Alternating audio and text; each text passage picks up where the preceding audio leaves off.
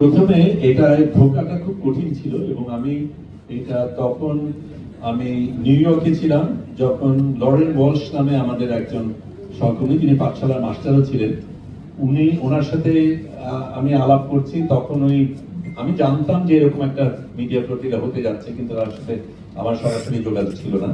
সে বলল আমার একজন আছে যার সাথে যার মাধ্যমে হয়তো যোগাযোগ করা যাবে। তখন হুয়াইদা আরাফের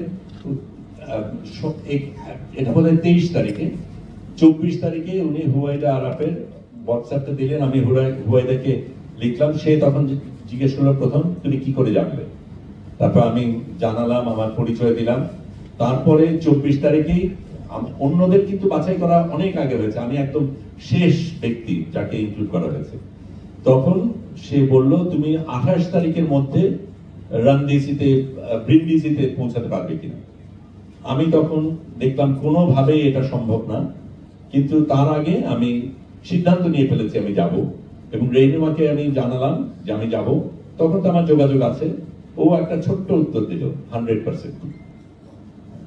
এবং তারপরে আমরা কি করব কি না করব সেগুলি লম্বা আলাপ গেছে। এবং তারপরে এটাও একটু মজার জিনিস বলি, সেটাও একটা ইন্টারেস্টিং জিনিস। লরেনের সাথে আমার পরের দিন সকালবেলায় দেখা করার কথা, ও শরীর খারাপ বলে আসতে পারেনি। আমি নিউ ইয়র্কে যখন হেঁটে যাচ্ছি তখন রাস্তা দিয়ে এক ভদ্রলোক বাংলাদেশি, উনি আমাকে দেখে চিনে ফেললেন এবং উনি ইশারা করলেন কথা বলতে চাই। আমি বললাম ভাই আমার খুব ব্যস্ত, এখন পারবো না। আমরা নম্বর যোগাযোগ করলাম।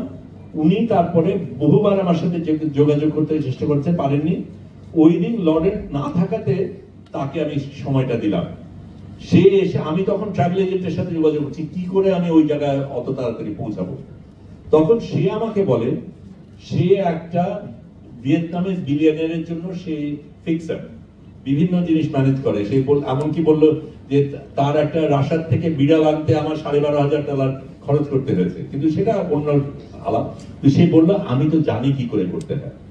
সে তখন অ্যাপে বসে যেই জিনিসটা করলো, বলে দেখো ব্রিন্ডিসি তুমি পৌঁছাতে পারবে না, কিন্তু রোম থেকে তুমি যদি বাস নাও লেচ্চে বলে একটা জায়গায় যেতে পারবে, 10.5 ঘন্টা যাত্রা। আমি ওইটাই করলাম, বললাম রাতে দাও, কারণ আমি এখনো ফ্লাইট পাইনি। ফ্লাইট তার আগে আমি ব্যবস্থা করতে চেষ্টা করবো যাতে রোম পর্যন্ত পৌঁছাতে পারি, কিন্তু একটা হলে আর একটা হবে সেটার বিলাসিতা আমাদের নাই। তাদের বাসের টিকিট আমি তখন কেটে ফেলে তারপর আমি অন্য মিটিং এ চলে গিয়ে ট্রাভেল এজেন্টকে দায়িত্ব দিলাম, তুমি এই টাইমের মধ্যে আমাকে রোমে পৌঁছানোর ব্যবস্থা করো। আমি ওইখানে প্রফেসর ইউনুসের যে মানবাধিকার সেশনটা ছিল ফোর্ড ফাউন্ডেশন, ওখানে যখন বসে আছি তখন সে আমাকে টেক্সট করলো, আপনার জন্য অপেক্ষা করছেন, আমি বুক করে ফেলেছি। কাজে সেইভাবেই হলো। এবং আমি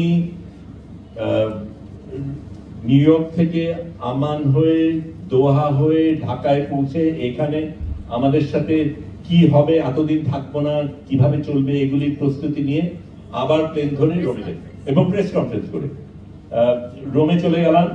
রোমে গিয়ে ওখানে তারপরে 5 ঘন্টা অপেক্ষা করে রাতের বাস ধরে সকালবেলায় লেচি পৌঁছালাম। সেখান থেকে আরেকটা বাস নিয়ে আরেকটা ট্রেন ধরলাম, সেই ট্রেনের পরে আরেকটা বাস নিয়ে তারপরে 20 মিনিট হেঁটে অত্যন্ততে যেখানে ওদের মহড়াটা ছিল সেটা 29 তারিখ সকালে পৌঁছাতে পারলাম। আমার 28 তারিখ রাতে পৌঁছানোর ওইটুক গ্রেস তারা আমাকে দিয়েছে।